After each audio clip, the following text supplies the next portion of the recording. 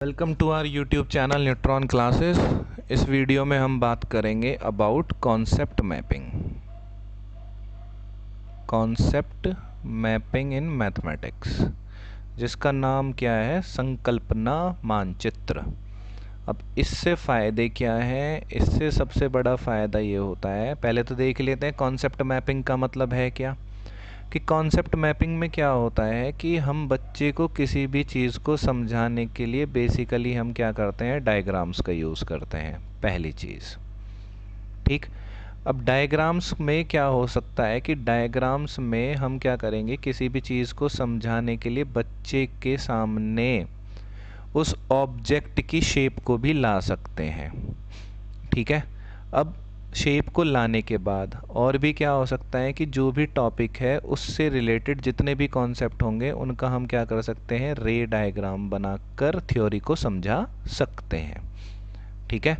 अब इसका एग्जाम्पल क्या हो सकता है कि सबसे बढ़िया एग्जाम्पल, जैसे अगर हम बायोलॉजी पढ़ा रहे हैं और बायोलॉजी में क्या है, डाइजेशन का प्रोसेस है। तो डाइजेशन के प्रोसेस में क्या होगा कि जब हम बच्चे को डाइजेशन पढ़ाएंगे, जो डाइजेस्टरी सिस्टम है, तो उसमें क्या करेंगे, पहले तो डायग्राम दिखा देंगे। अब डायग्राम में शेप क्या हो सकती है कि टीचर उसका मॉडल ला के उसके सिखा सकता है, दिखा देगा। अब रे डायग्राम में उसकी थ्योरी कैसे बताएगा, अब देखो वो मैपिंग रे डायग्राम कैसे बनाएगा। उसने बताया कि जो फूड है, फूड पहले माउथ के अंदर आया, माउथ के अंदर क्या क्या चीज़ें हैं, माउथ के अंदर टीथ हैं, इस तरह से लिखा।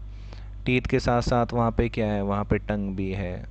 उसके पास वहाँ पे क्या है, एक ग्लैंड है जिसका नाम क्या है, सलाइवरी ग्लैंड। अब इसका काम क्या है, ये यहाँ पे इस तरह से। तो इस तरह से जो स्टेप बाय हम ये जो एक चेन की फॉर्मेशन कर रहे हैं, this is known as ray diagram. तो इससे क्या होता है कि बच्चे को चीज़ें अच्छे से समझ में आती है और वहाँ पे थ्योरी को वो एक पैराग्राफ राइटिंग में ना लिख के वो पॉइंट्स में भी चीज़ों को याद कर सकता है। तो अब इसके हम देख लेते हैं कि इसके जो एडवांटेजेस हो जाते हैं, फिर कॉन्सेप्ट मैपिंग के बच्चे के लिए क्या क्या एडवांटेजेस हो जाते हैं। पहली चीज़ तो ये होता है कि बच्चा चीज़ों को विजुअलाइज कर पाता है यहाँ पे। ठीक है। सेकंड ये हो गया कि कंक्रीट उसको एक्सपीरियंस मिलता है। कंक्रीट मतलब कि वो सामने चीज़ को देख पा रहा है। ठीक है। नेक्स्ट जो होता है कि वो ये होता है कि जितने भी थ्योरी से रिलेटेड कंसेप्ट हैं, ठीक है, उस टॉपिक से रिगार्डिंग, तो वो उनके बीच में क्या कर पाता है, उनके बीच में कनेक्शन को वो क्रिएट कर पाता है।